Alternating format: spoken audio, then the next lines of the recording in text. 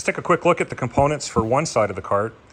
Here is the lower control arm, upper control arm, a shock, and a tie rod extension. There are other hardware bits here that I'm not showing, but I'm just kind of showing the core components here. The lower control arms already have the ball joints pressed in place and secured, lower and the upper. The upper control arm has the shock mount plates pre-assembled.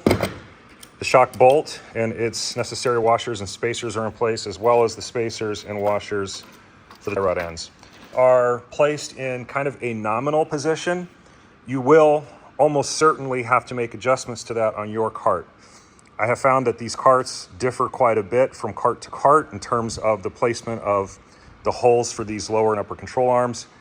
These adjustments are where you're going to be adjusting for your camber and your caster. We set them kind of in a mostly neutral position, but like I say, there will be adjustment required. We'll talk about how that'll be done after we get these installed. Just want to go over here the arrangement of the shock bolts. You're going to see a bolt, a washer, another washer, a spacer, a space in here where the shock will go, and then the reverse of that, a spacer, a washer, and a nut. The reason that these washers are here is those are used to take up the difference and provide a perfect fitting between the spacers and the shock. We've also found these shocks can vary slightly by a millimeter or two, and that's why we couldn't make these spacers exactly the right width, so we include these washers. You may find that you could take out a washer if you'd like, or you may find that you have to add a washer. Most likely, though, the way we send it right here is going to be, in most cases, how it's going to fit. You just want to make sure that these larger spacers here are sitting nicely against the sides of the shock and that there's no gap between them. Tie rod extension here, just a machined stainless extension. Because we're pushing everything out 2 inches, we have to extend the tie rod to get the steering the way we need it to be. You'll notice in the rod ends, if you look closely, there's a sleeve in there. Sleeve looks like this. The reason that's in there is these rod ends are meant for an M12 bolt, 12 millimeter, and a factory uses 10 millimeters. So we had to step that down to 10 millimeter. Now we Loctite these in place, but as you can see, sometimes this one had come out, may not have got enough Loctite in there, or after tightening, if you're taking it apart and adjusting and turning, it can actually knock them loose and they can fall out. Just be sure if that happens that you make sure you put the sleeve back in, because if it did fall out and you didn't notice and you put your bolt back in there, you're going to introduce some slop into the system there. We're going to start the installation of the long travel suspension kit for Forrester 4 and 6 Plus carts. You can see here, we're starting with the factory suspension already removed. Not going to show video on that. It's a pretty intuitive process. You're just going to jack up your cart and you're just going to start working your way down and removing the spindle. Well, first you're going to remove the wheel, remove your brake caliper. It's a couple 13 millimeter head bolts there. That comes off the spindle. And then at that point you can remove the nuts that hold the spindle in place, and either using a ball joint separator fork, or you can just take your hammer or mallet and tap on the side to release the taper of the ball joints. They may be a little stuck in there, but they will come loose. You'll remove those. That'll let you remove the arms, and then also you'll do the same with the tie rod ball joint here. That would normally be here now. Word of advice, be very careful with the tie rod end. I have found that when I was removing the factory one, it was really stuck in the taper on the steering arm on the spindle. It was in there quite hard. I would recommend getting a tie rod and separator tool. You can get them on Amazon for a few bucks.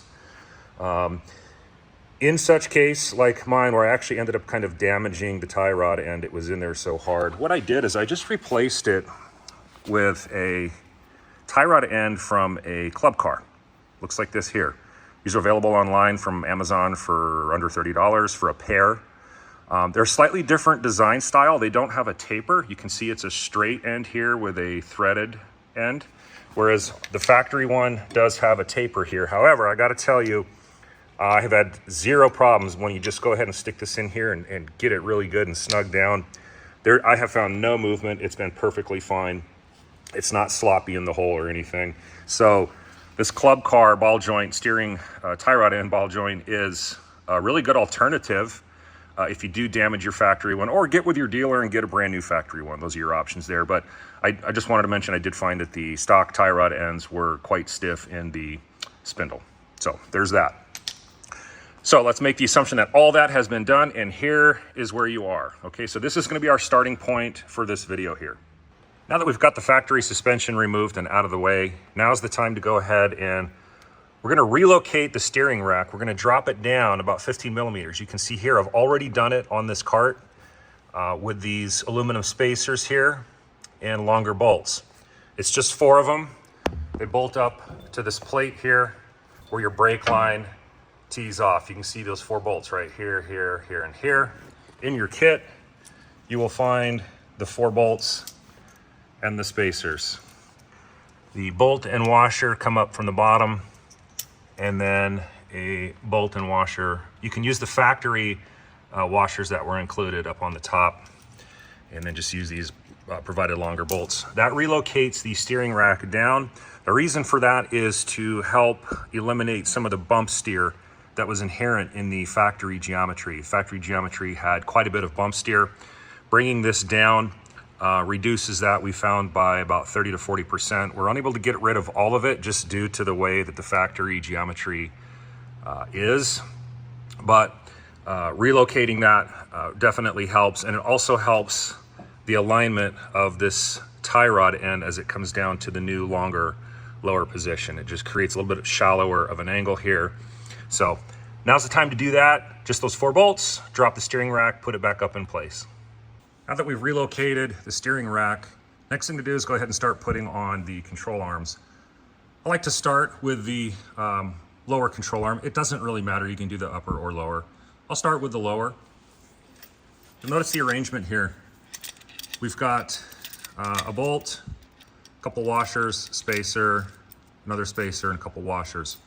What we found is the distance between these flanges from cart to cart actually can change by about 2 millimeters. So I guess these little saddle brackets that they make at the factory, depending on the batch perhaps, may have a very slight difference in the width there.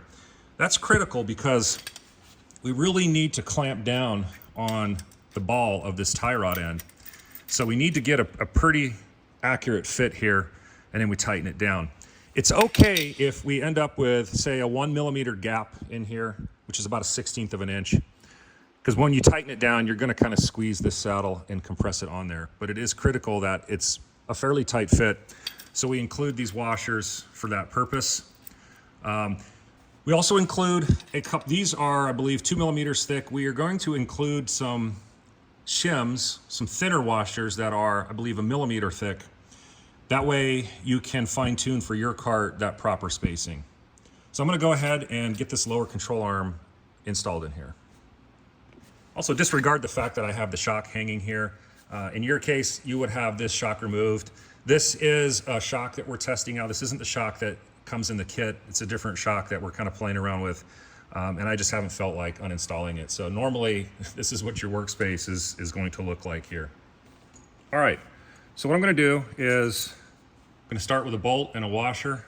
I like to run my bolts from the outside in. So this front one is going to be facing this direction. So I'll start with like I said, bolt and a washer. I'll come in here with a washer on the back side, a spacer. Now notice the taper of the spacer. That must face the rod end. So it's going to go towards the center, like so. Go ahead and slip the rod end in there. And what I like to do, because you can see how it kind of wants to hang at an angle, I like to temporarily just come over here, throw a bolt in there and support that side while I work with slipping all of the other spacers and washer in here. So I'll come in now with another spacer, again, being mindful to see the taper or the chamfer of the spacer is going to face the rod end. So I'll pull the bolt back slightly, slip that in there, and I can see on my cart I'm probably going to need at least one washer here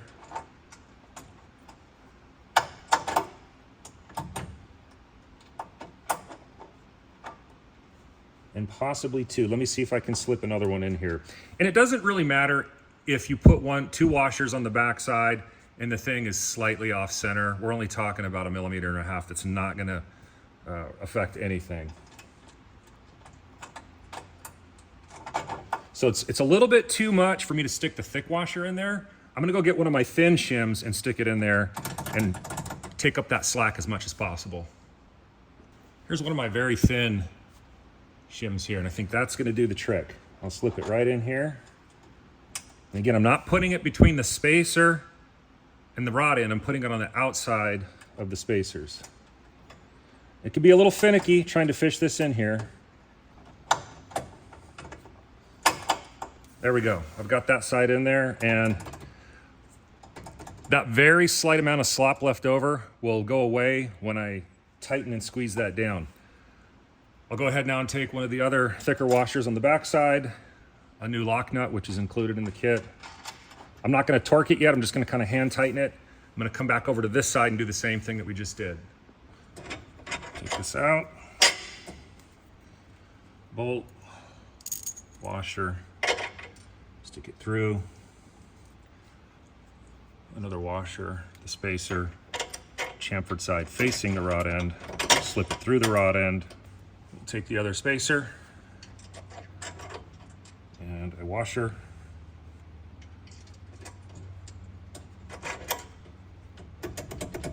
I do have just a slight bit of slop there. I'm gonna do the same thing. I'm gonna get a thin shim and stick it right in there.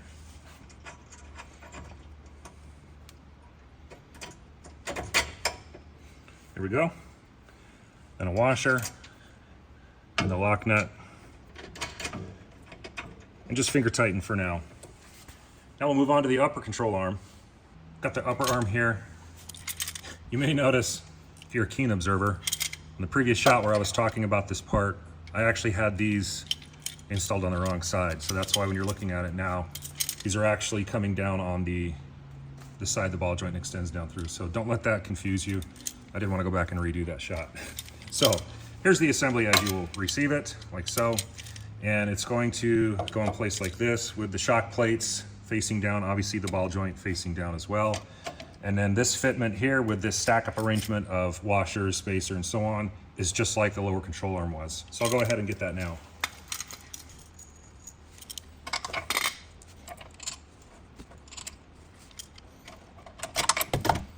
Like I said before, I like to go ahead and just run a bolt through here just to hold things in place.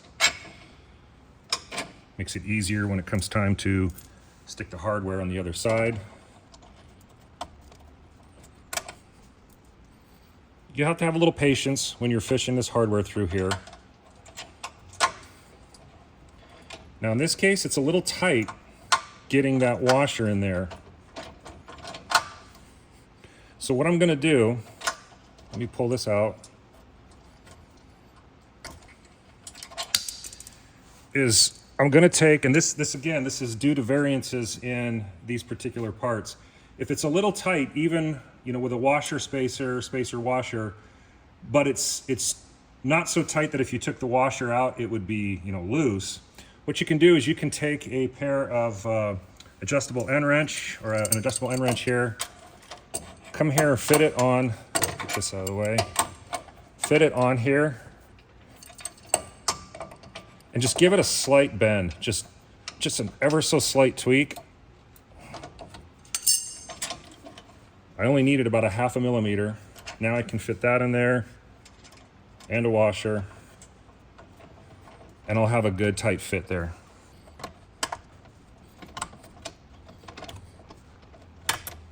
Like so. Another washer, nut, just finger tight. Same thing over here.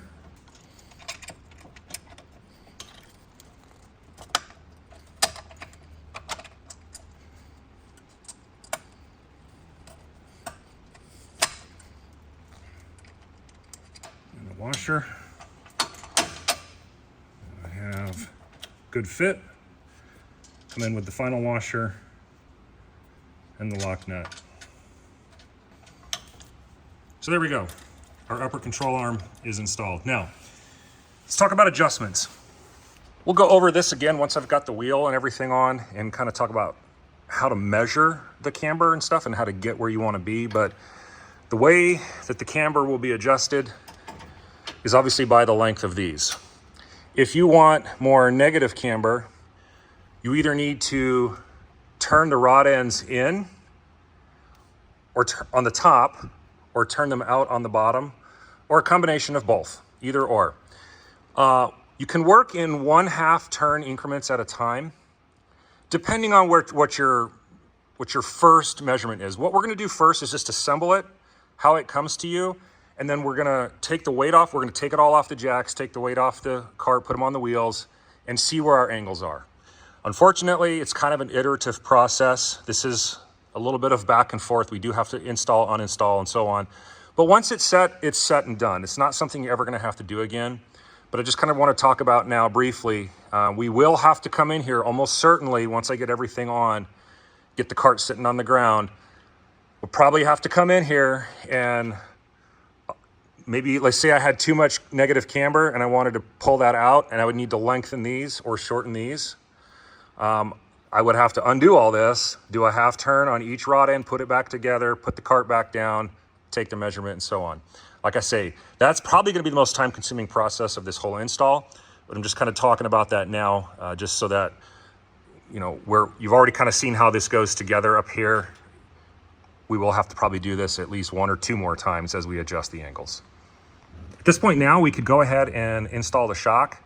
I went ahead and tied this one up out of the way so it wasn't in the shot. I'll go ahead and undo this. You'll take the shock that's included with the kit and you'll install it at the top here. And then, as I mentioned before, the stack up of hardware that we have here is where we're going to install the bottom end of the shock.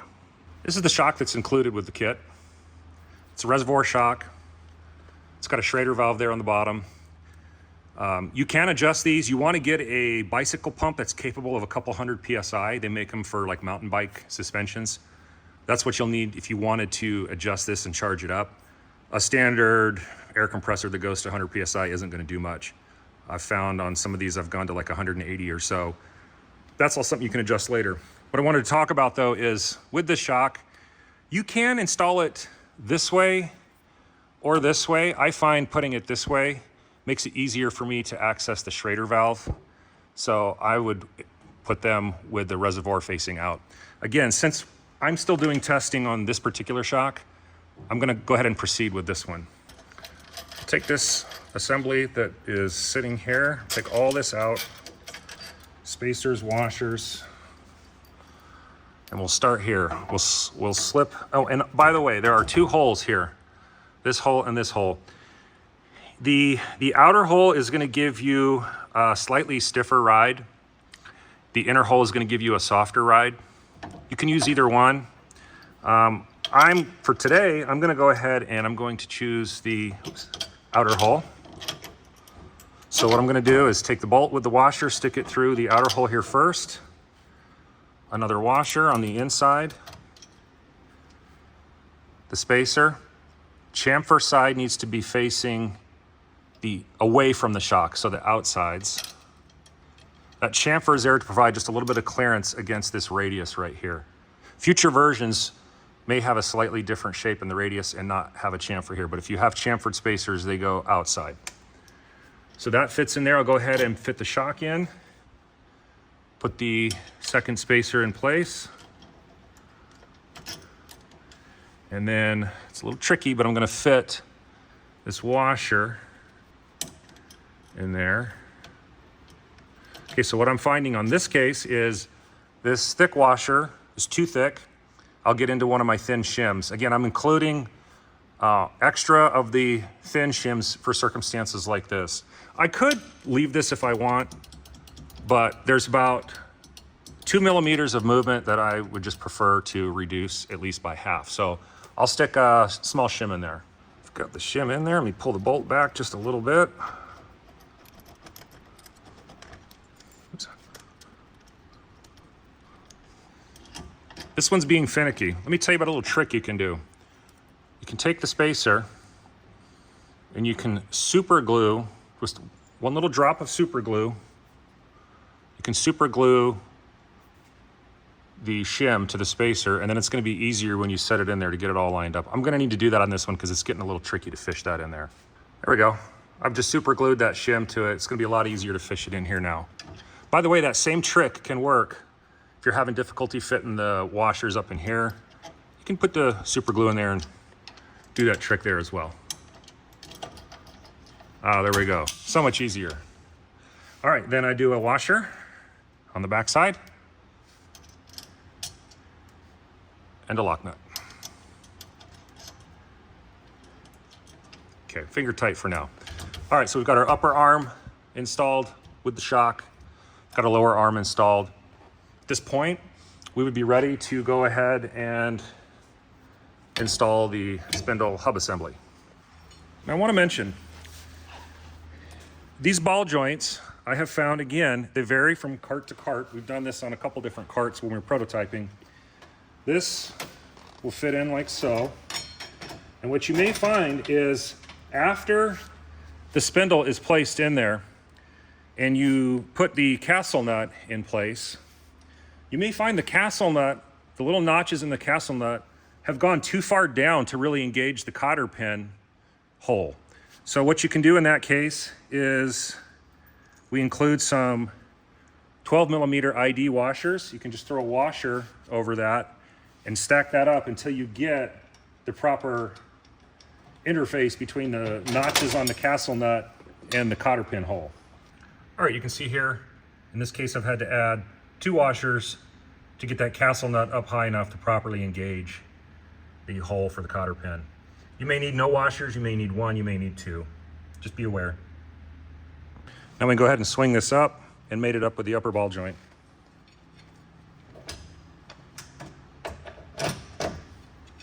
Same scenario. I know I'm going to have to add 1 washer here. Put that on. My castle nut in place. Those would get torqued to, obviously, till you feel it bottom out, and then probably 1 more turn, 1 more notch on the castle nut so that it's good and tight. Insert your cotter pin at that point. And there we go. So now we have our upper control arm, lower control arm, and spindle assembly installed. At this point, it would be ready to put the tire on, the wheel and tire. We're not worried about the tie rod end yet, so this is just gonna pivot freely. We would just kind of set it in a basically straight ahead position, put the wheel and tire on, and then we could take it off the jack stand, lower it down, put the weight on the wheels so that we can get the suspension how it's gonna be. Now you'll notice, because we haven't tightened everything down, there's quite a bit of slop in here. Unfortunately, the factory, even though these bolts are 10mm bolts, they've made those holes in all these channels about 11mm or maybe even a little larger. And that unfortunately creates slop. It's not critical because eventually we torque all these nuts and bolts down and we effectively clamp that whole assembly together. The slop goes away. But for right now, there is going to be just a bit of slop. That can affect your measurements for your camber. So it's up to you.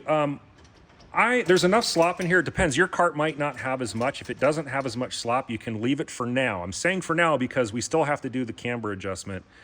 We haven't effectively done the final tightening yet because I don't know where these rod ends are going to need to be set yet.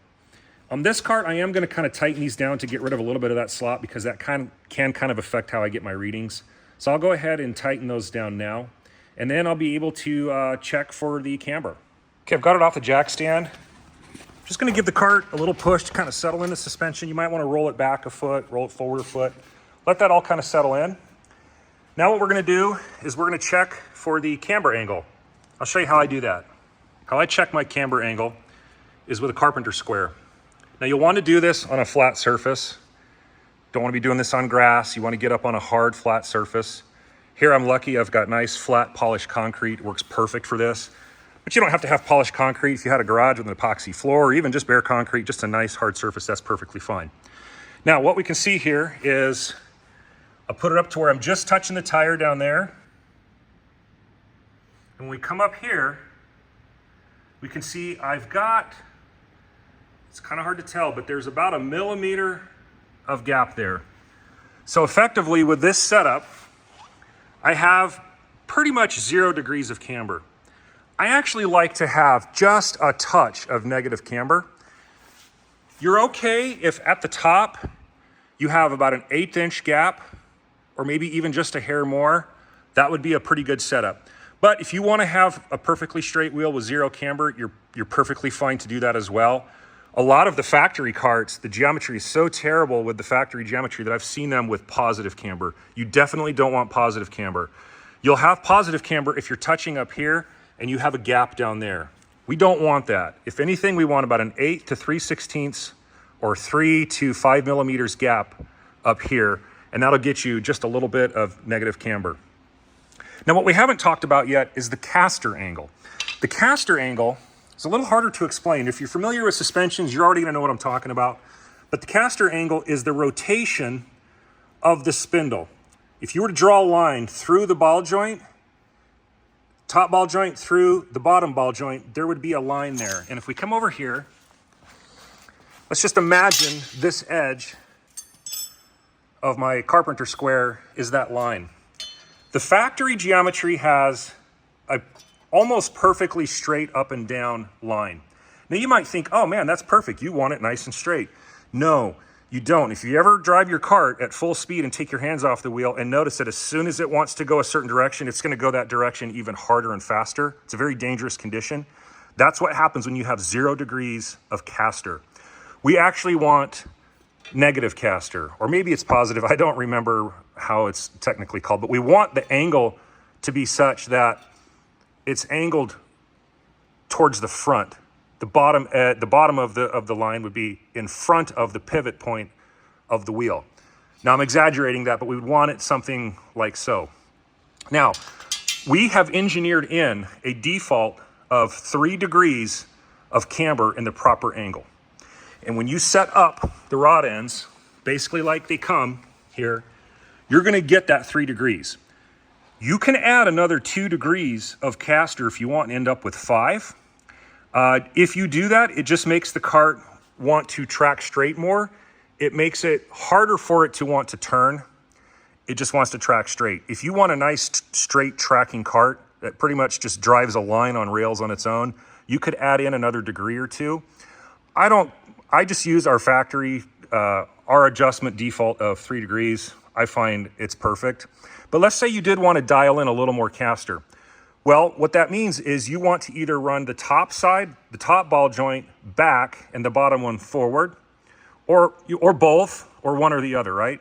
So let's say you wanted to add in another degree of caster. The real easy way to do that is just to go ahead on the bottom arm. Since you want this ball joint to come forward, we would need to lengthen this rod end or shorten this one. I always recommend a half a turn at a time. So what I would do, if you have extra threads here and you have room to thread that in, I would shorten, always shorten over lengthen as much as possible. That just leaves more threaded material in the arm. So I would just shorten, say this ball joint, I would just give it 1/2 a turn, put everything back together again, and there you would have a little bit more camber. That's harder to actually measure because you can't stick a straight edge in there and get it. So it's one of those cases where you would do that, go out and drive it, see what you think. Does it do what you like? Does it track nice and straight the way you want it? Then leave it. If it wants to pull to one side, well, that could be a combination of the toe, which we haven't got to yet. We're gonna get there with the toe.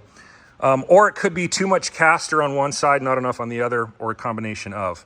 All I can say there is just, that's a suspension thing that just comes with experience. Do some research on caster. If it wants to pull to one side, you can take away or add some caster on the side that it's wanting to pull and then go drive it and see if that fixed it. It's an iterative process. It takes a little time, but once you have it dialed in, you'll never have to adjust this again. But there we go. That's how we set our camber. I do want just a bit more of camber up here. So what I'm gonna do is, in this case, I've got room here. I'm gonna take these off and I'm going to shorten them 1/2 turn both sides, so that I'm not affecting the caster angle, and that should pull this wheel in. Just give me that 1/8 inch of gap here that I'm looking for. Okay, I've went ahead and made all the adjustments I want. I like where my camber angle is set now. I love how my caster is. It's just the factory 3-degree default that we engineer in. I'm okay with that.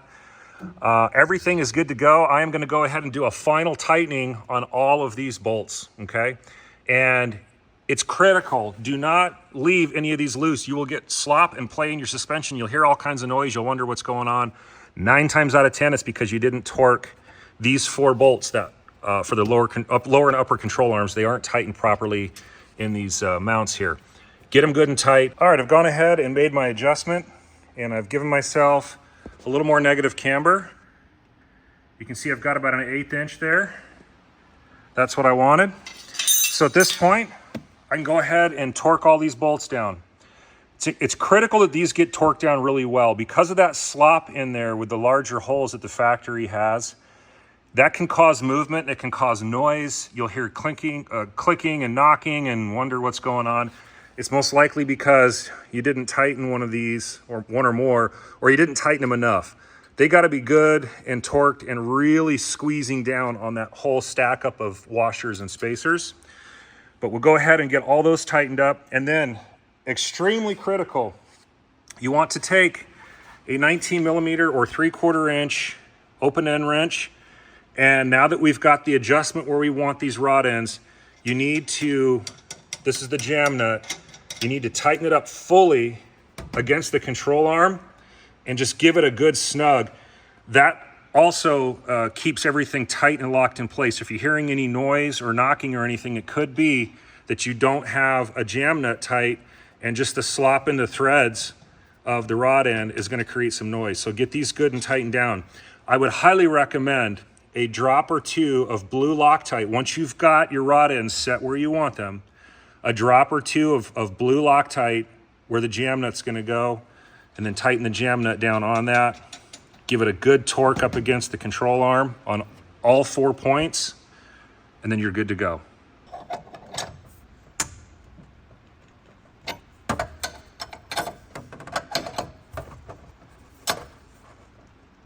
For your tie rod ends, take the extension that we include, go ahead and thread it into your ball joint, your tie rod end. How much, you know, just whatever, pick a point and put it in. You're gonna see what the toe is as we start looking at this. So I've got mine threaded in about this far. And what I can do now is, let me go ahead and take off this nut. And make sure you have a jam nut on there. I haven't fully jam nutted that against this because this may have to be adjusted yet. And then make sure you have a jam nut up on the threads of the tie rod end. And then what we're gonna do is just thread this in place. Again, just right now you're just kind of picking a place where you think it's gonna give you the toe angle you're looking for. I'll go ahead and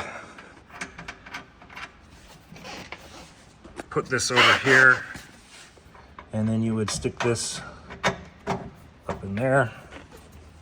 It may require a little wiggle. Put my nut loosely in place for the moment, just so I can get a rough idea on if I'm anywhere even close to where the toe needs to be. I'll show you how I do that.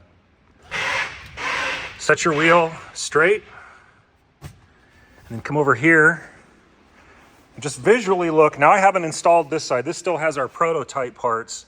I'm gonna be putting our production parts that we've been working on this side. I'm gonna put those over here.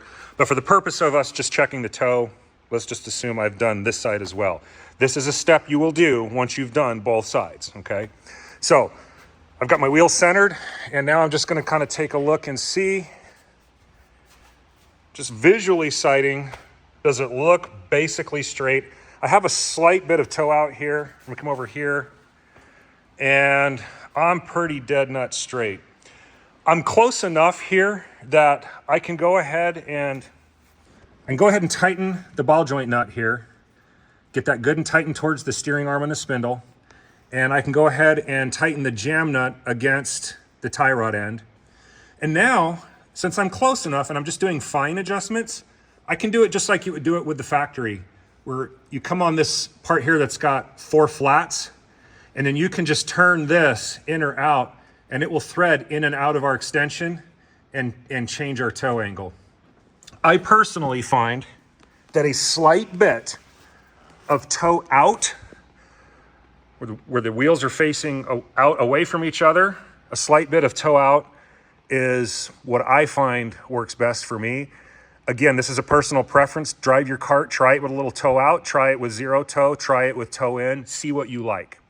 Now, if you're really way out, or you really want to get it dialed in and know exactly what it is, a real easy way to check that is to take a piece of chalk or even a silver Sharpie and draw a line on one of your treads, okay? And put that line, put the cart to where that line is probably like right here, even with the axle. Do the same thing over there, draw a little line, make sure it's even with the axle. Take a measurement from that line to this line. Then roll the cart forward to where these are now 180 degrees and they're now in the front, and take that measurement in the front and compare the two. If the measurements are the same, then you have zero toe. If you have a larger number in the front, then you've got some toe out. If you have a smaller number in the front, you've got some toe in. Now, when I say I like a little bit of toe out, let's say, for sake of number, I don't know what the number was, but let's say the number was 42 inches, okay, on the back. I would like it on the front to have, say, 42 and an eighth or 42 and a quarter. But an eighth to a quarter of toe out, that's my own personal thing. That's what I like it at. Again, adjust it how you want, but that is how you're gonna make your toe adjustments. Once your toe adjustments are done, you would jam nut that up against the extension, get all that good and tight so that doesn't move anymore. And at that point, you have basically completed the assembly of your front end kit. I just want to talk about some final thoughts. After you've driven the cart for, say, 15, 20 miles, go ahead and do a check on torques on all of the hardware, all of the bolts, shock bolts, upper and lower, jam nuts on the rod ends. You want to make sure that nothing has worked itself loose. I have found that after a few miles, things can kind of settle in, loosen up a little bit, get everything torqued back down again.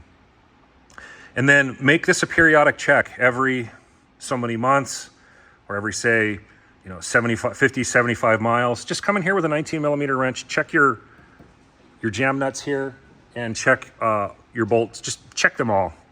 They can. Over time, I've got about almost 500 miles on our prototype setup, and I have noticed that, again, after the first 50 miles or so, there was a little bit of looseness. I tightened them up, and then I found that about 400 miles, I had to just give a little bit of torque on everything. But that's it. Just kind of always check that. Keep the bolts good and torqued, and you'll never have any trouble. At this point, you could go ahead and put your brake system back in. You may find, like I just did, that I actually have to fish this through here to get my brake line run properly. And this would fit on like so. Of course, I'll probably have to take the wheel off to get the clearance to get that to fit. No, there we go. I'm in. So yeah, that'll go there now. You're probably looking at my stainless steel brake line. I did convert mine to stainless brake lines. I'm thinking about making a kit for that. It's not something I have at this time, but if you're wondering why that is, that's what I've done there. So now I'm gonna go ahead and finish and put the production version of the kit on the left side of my cart. But we've talked about how this kit gets installed. Again, just make sure you keep checking up on your hardware, keep everything good and tight. Also, every now and then, check the bolts that we did for relocating the steering rack. And keep the bolts good and tight, keep checking on it. And you should have a long-lasting front suspension.